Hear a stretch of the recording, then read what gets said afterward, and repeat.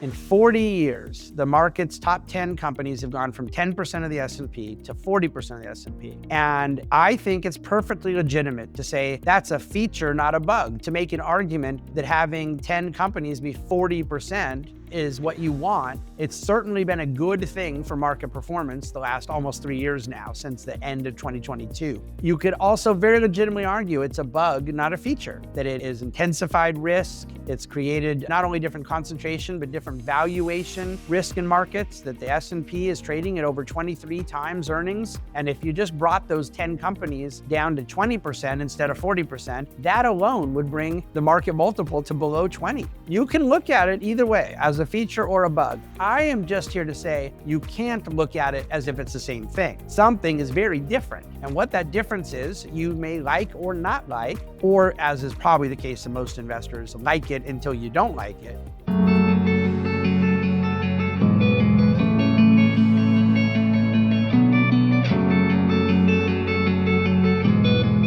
Hello and welcome to the Friday Dividend Cafe. I am your host, David Bahnsen. I am the Chief Investment Officer of the Bahnsen Group. And as the Chief Investment Officer, I have a lot to say about investment-related topics like this one.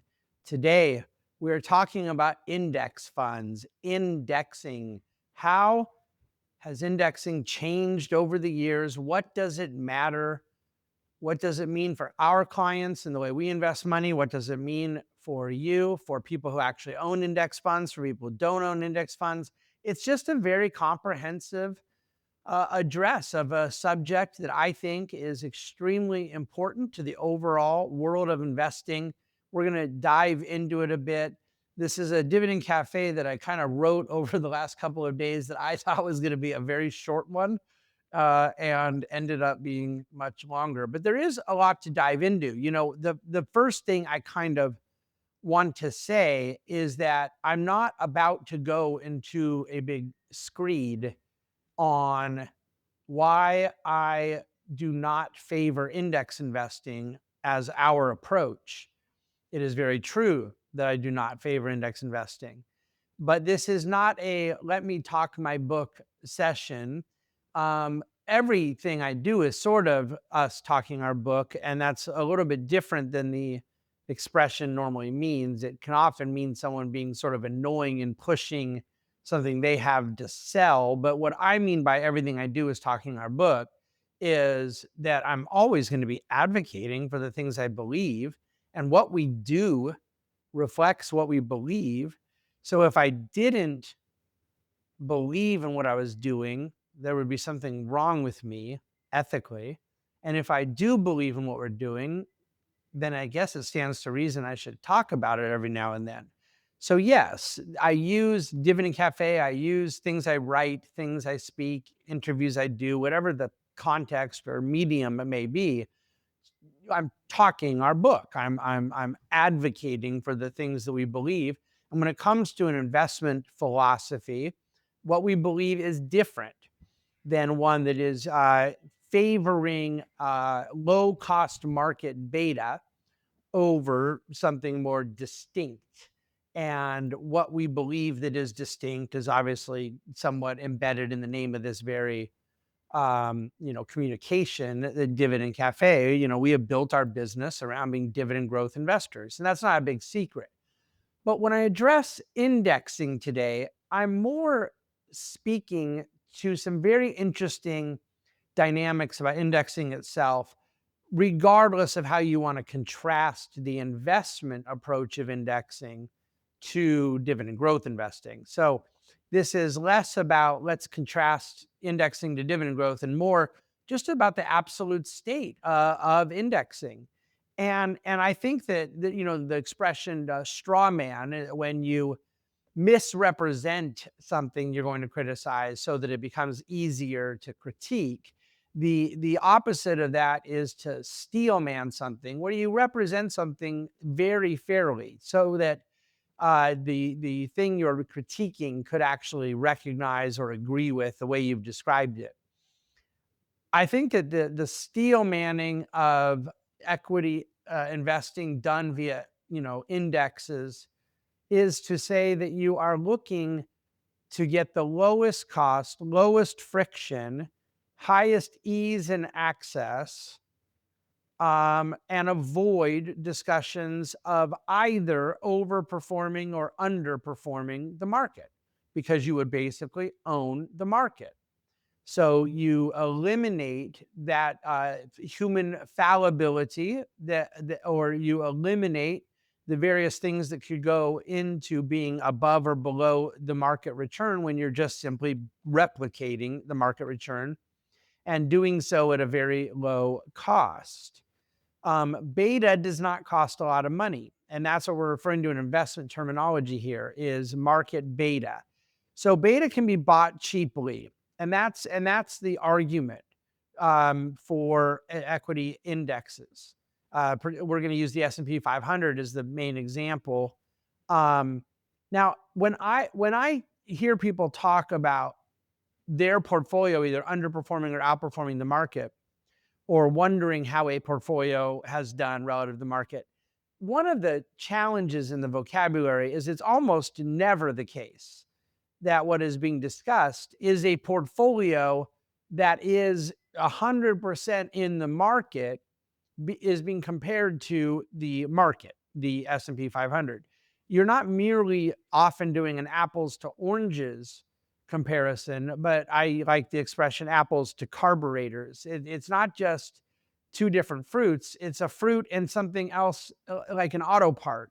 I mean, when you start mixing in bonds, or when you start mixing in real estate or alternatives, or the stocks you own are themselves way outside of, let's say, the S&P 500, and you're talking about international or emerging markets or small cap or whatever the case may be, talking about how you under or out or overperformed relative, yeah, is a little bit questionable in the analogy.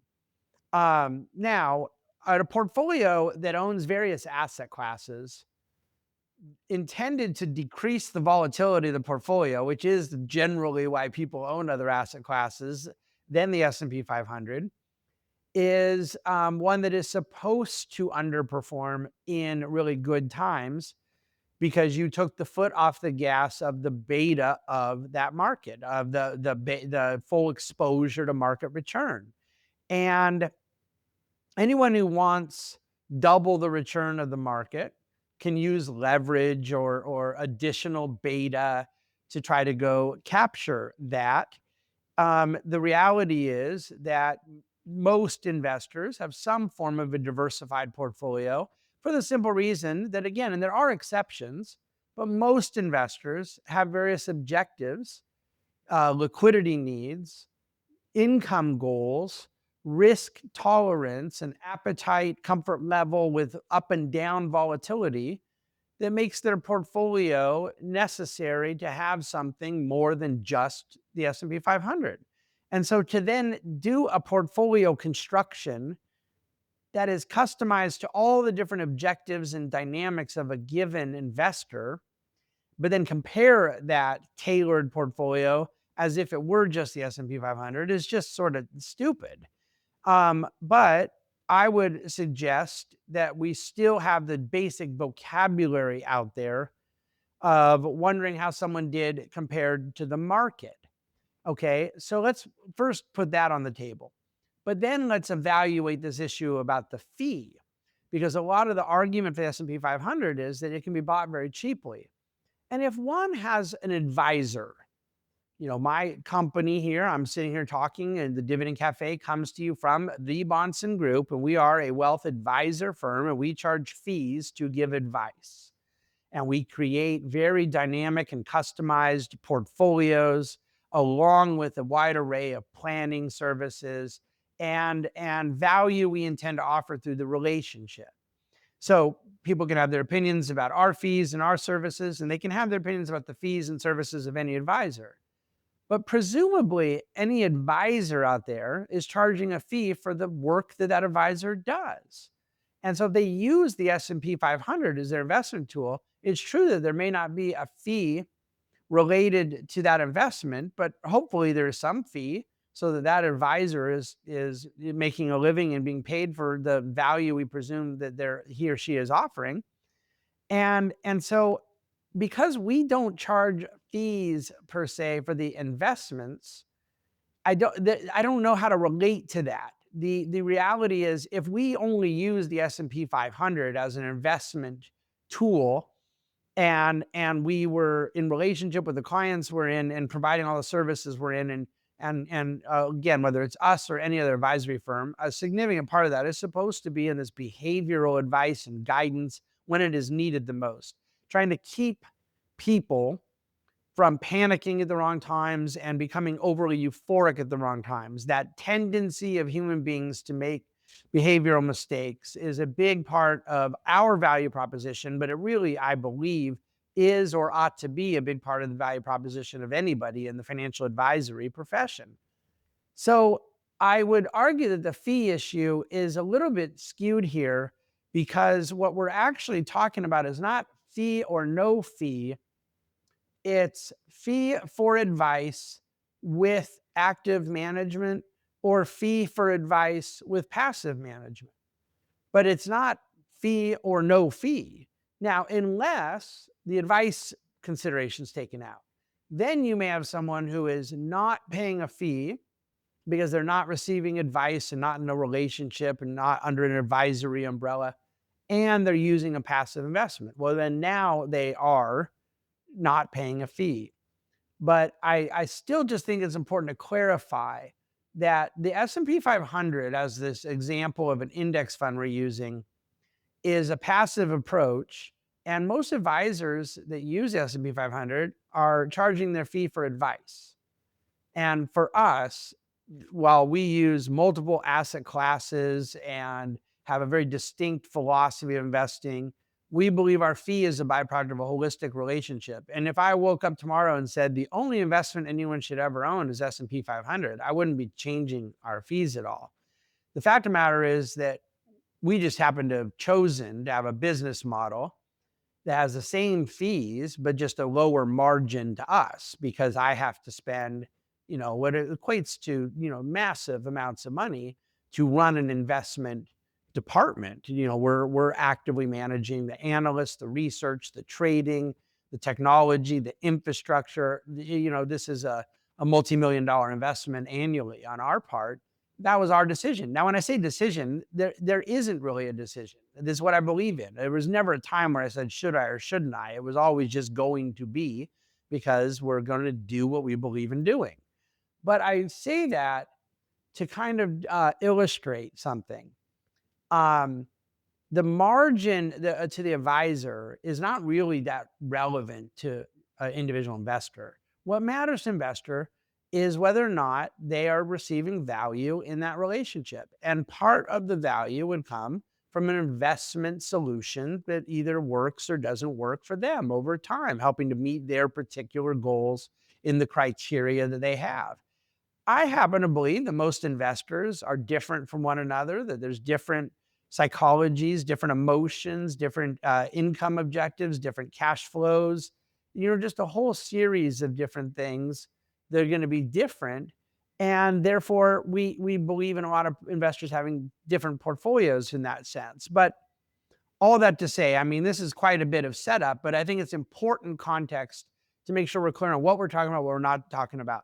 The notion of S&P being a very low cost way to access a diversified market, the S&P 500, the large cap space of the United States publicly traded stock market, that's indisputable. But there's not that many investors who only own the S&P 500. It just inherently contains more volatility than many investors are comfortable with. And it also lacks exposure to certain asset classes that many investors want. And then I think that the income issue too is a big deal, that at a barely 1% yield, there's a lot of investors that might need more cash flow than they can get out of the S&P. So I don't want to overstate what we're talking about. There's a whole lot of people that own a lot of other things besides the S&P then why devote a whole Dividend Cafe to the S&P? Well, the reality is whether someone owns 100% of their portfolio or 20% of their portfolio or 0%, the fact of the matter is that the growth of S&P 500 ownership, passive index ownership is massive. And in the late 90s, as I was beginning a career in professional investment management, there was about $280 billion in all S&P 500 index funds put together. Most of that time were mutual funds. ETFs had started in the earlier 90s, but they weren't really a thing yet. And the kind of famous ticker for the S&P 500, SPY, it launched in 1993. And by 1999, it had like $20 billion of assets in it. And that seems like a lot of money. It isn't now, but in the grand scheme of total market picture. But, that SPY now is 675 billion. S&P index funds are now somewhere in the range of $3.7 trillion. Okay. In aggregate size. Now that's including ETFs and mutual funds. That does include all sorts of other index funds and other market indices that we could be talking about that certain index funds seek to replicate.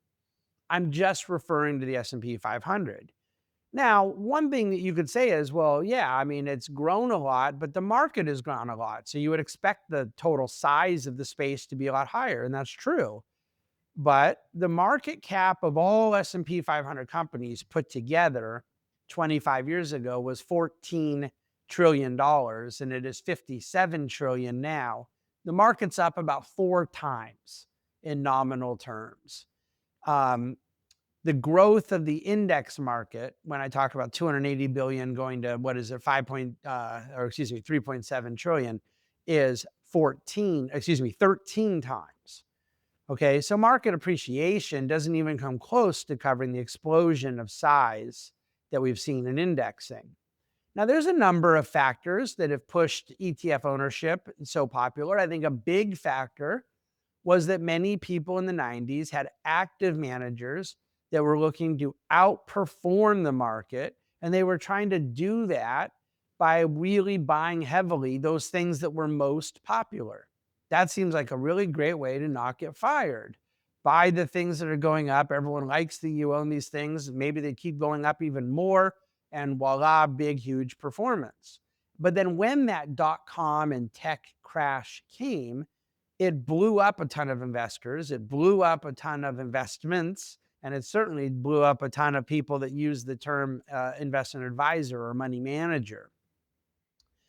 I would argue the same dynamic played out just about, 8 years later with the things that had done so well into those mid 2000s with big finance companies, mortgage companies, housing, that space that represented a real bright spot in markets. Some people loaded up because it was the popular thing, and then it blew up.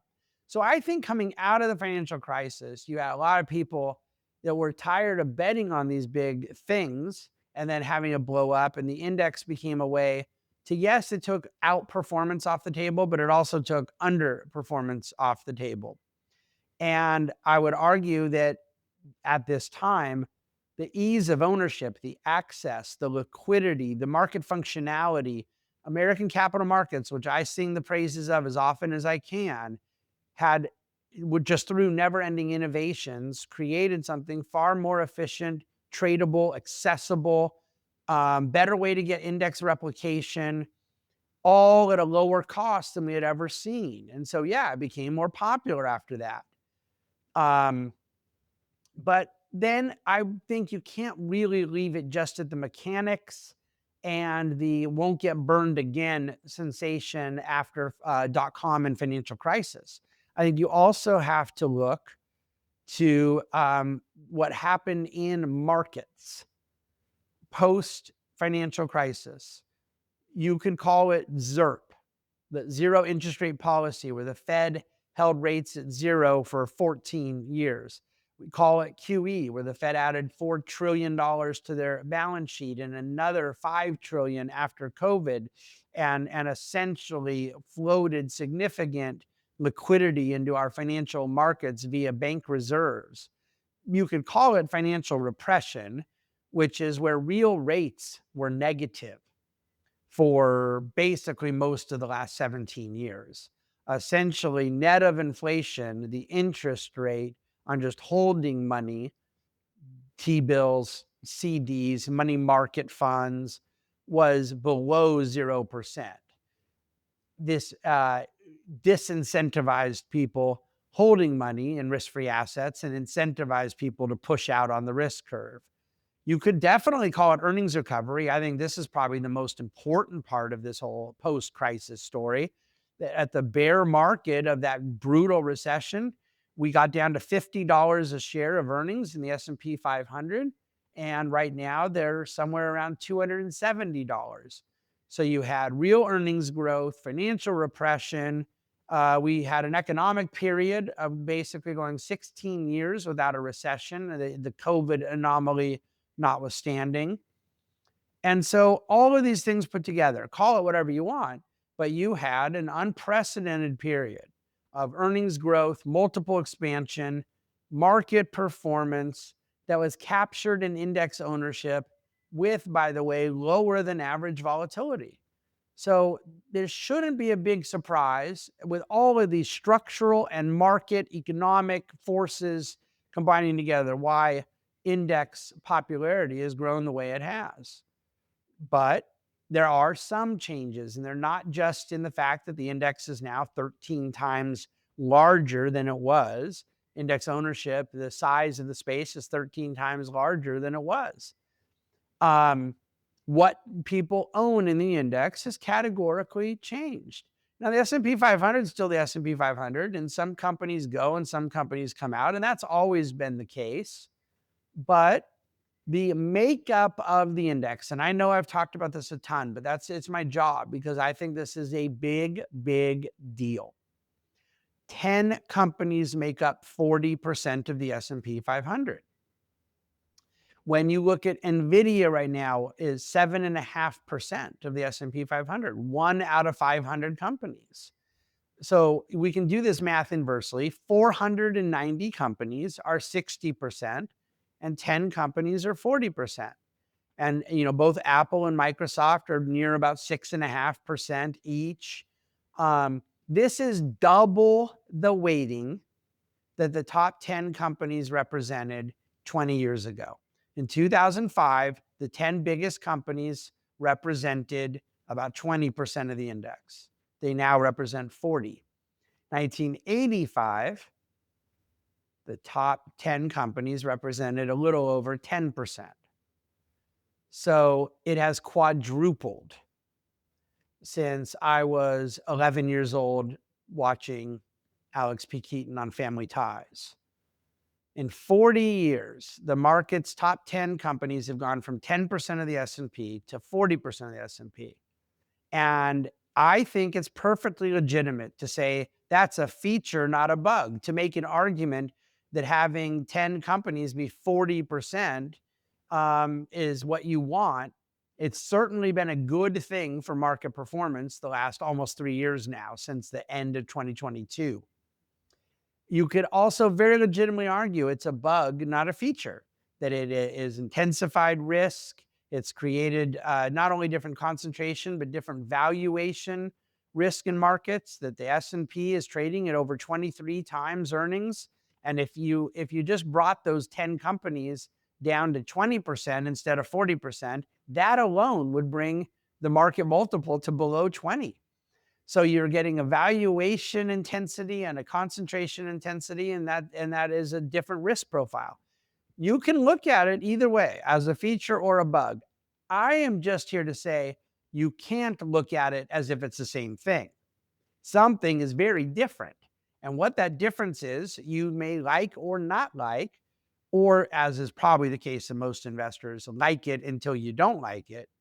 But what I am trying to say is you have to understand that it's different, that investors have a right to know that difference. Now, there are some that say that this heavy index ownership is driving the value of these companies. And I think there's some misnomers here that have to be clarified. On one hand, I'm certainly happy to say yes, that the indexes are driving these 10 names higher. They have a built-in bid, that there's kind of daily flows that are coming in as a result of people buying the index, and that's helping sustain these big companies, and that those big names are helping drive the index higher. There's a circularity in that I would answer yes to. Okay, but the volume being bought in the indices is proportionate to the market cap of those companies. And that valuation, that market cap, is not set by the the valuation is not set by the weighting. The weighting is set by the valuation. This is where the chicken or egg is very easy to kind of clear up. And if it wasn't, then why does it change a bit? Why were companies that were number 6 now number 1, and companies that weren't in the top 10 are now in the top 10, and a company that's these things are moving around because there's still individuality. Now, the individual valuations being put on these companies might be insane. It might be great, and it might be great until it's insane. And by the way, I think you already know what I think about that. But my point is, I'm defending the fact that these companies have their own valuations for a combination of earnings and sentiment being put on those earnings individually.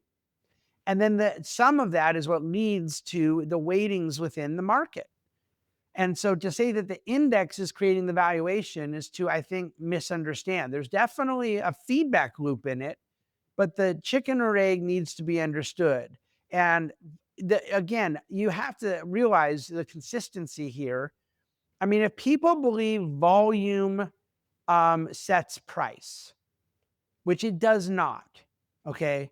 And I guess a better way to put it is it ultimately does not. But if one believed it, you have to believe that in good and bad markets. And therefore, whatever exacerbation effect you're talking about, that the heavy index buying would be exacerbating in certain times, it would just simply go the other way in a bear market. There's a kind of reciprocity. It would cut both ways. But it misses the point that the value set on a given company is ultimately a byproduct of the company's earnings and the market sentiment around those companies' earnings. And index volume has to match that price, but it doesn't set that price. And if it did, then we wouldn't see changes atop the leaderboard. Now, when we get past this wondering if indexes are just permanently giving us a great bid on pricing, and move to a more reasonable question about systemic risk. There are those, and I had to read in my preparation for this week's Dividend Cafe 3 different academic papers this week at different points of argument about where index ownership is impacting systemic conditions in the market. And I'm perfectly comfortable accepting that index trading has pushed correlations among stocks higher. It's called convergence of beta. And I think that the correlation individual stocks have to the overall market has gone higher. But there's ample evidence that that is not true when it is not true. And what I mean by that is that there are periods where the correlations drop, the idiosyncratic conditions take over. We've had a period of 13 times increase in index ownership, but plenty of periods along the way that bucked the trend of correlations. I don't think anything can be said to be true when it's only true sometimes. The fact of the matter is that passive indices own 30% of the market, okay? That means that 70% of US equity ownership is outside of passive indexes. But more importantly, when you talk about the kind of correlations and daily activities and so forth, buy sell volume on a day-to-day basis is only about 5%. It can get as high as 10% soaking wet from index activity. So price discovery is still overwhelmingly dominated by non-index actors, traders, arbitragers, active managers, hedge funds, a wide variety of market actors. And so correlations have always been very high during bad markets, but there are still ample moments of idiosyncratic risk reward. And I think that um, the to look at this historically is to understand that there's nothing new under the sun about market correlation. The more compelling issue when people bring up systemic risk, I want to make an argument is not a systemic risk in my mind at all. And that is that we don't know if we had a significant sell off, and you look back to some of the days of real big panic selling, would indexes be able to have orderly fills of trying to maintain that index replication? Now, that's a much more legitimate question when there's levered strategies. There's all sorts of market activity that could run into disorderly activity. We've seen some of it outside of just regular S&P 500 index funds, other asset classes during periods of market dislocation. And so I'm perfectly open to the idea that there are environments and there are circumstances that could create some sort of structural dislocation. I have a very hard time calling that a systemic risk. Um, that's because we're investors. And in a period of big market dislocation, and someone says, well, I tried to get in the market to go sell this and do this, and everything was screwed up and orders couldn't get filled. Why in the world is someone playing on the freeway in the middle of that kind of situation? You might want to consider not playing on the freeway ever. You are not, you're not an investor if you're talking about, I'm trying to do orderly trading in a disorderly period. That's not a systemic risk to someone who holds long-term assets that are matched to long-term investment objectives. Now, I certainly understand there's plenty of market actors that are not that, but I am. My clients are. So to the extent that someone says, I could see a scenario where trading gets hard. Well, I've seen those scenarios my whole career. And then I went to work the next day or the day after. There are dislocations that exist, and they're far more prone to happen in different asset classes than large cap equity.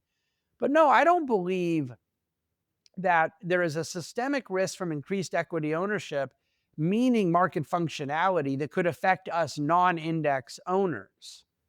What I believe is a risk to understand in index ownership is that the index is trading at 23 times earnings. Do I think that is expensive? Yes, I do. And do I believe that when forward returns are to be analyzed from a purchase point of elevated valuation, that we expect a lower return environment? I do.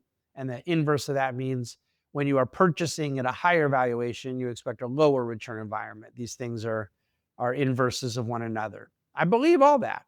So there's valuation and concentration risks in holding the index. I respect it, recognize it, but that's not the way that systemic risk is being referred to here in terms of market functionality. I want to be able to separate liquidity risk, operational risk, from the risk that we care about as a fiduciary investment advisor, which is outcome-based risk. Do I believe that the way we're managing money for clients is going to represent a valid, cohesive, coherent tool to meet those objectives?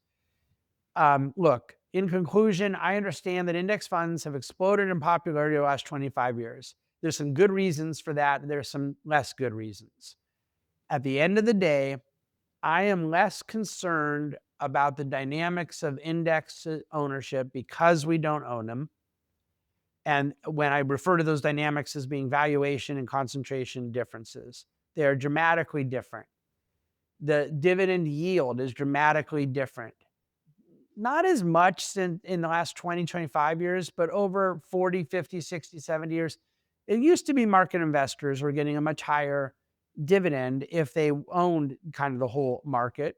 But Yeah, that it's one of the big reasons why we don't believe dividend growth can be done passively. That there is a need if you're both managing for higher yield, but also growth of income that will be sustainable.